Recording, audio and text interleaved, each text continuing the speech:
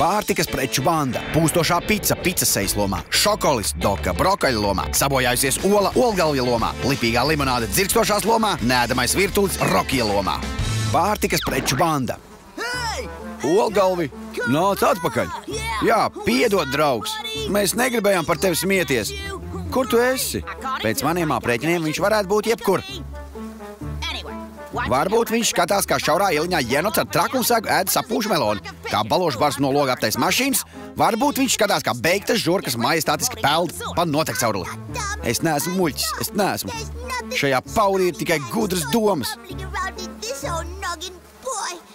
Tikai gudras domas. Piemēram, konfekti. Tā ir mana. Nāc atpakaļ. Nāc šurpu.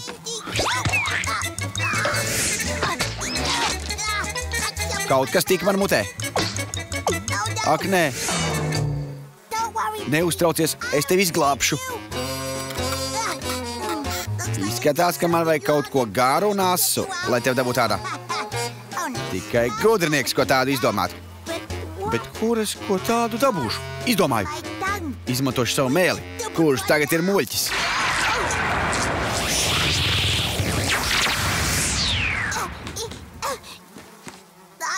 Es jūtos negaidīti uzmundrināts. Cik savāda sajūta.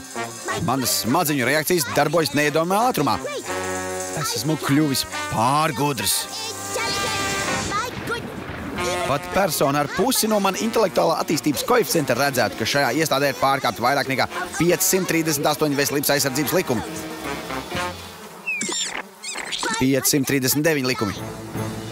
Man atliek darīt tikai vienu lietu. Mans pienākums kā atbildīgam pilsonim ir parūpēties, lai šis veikals nekavēties tiktu slēgts.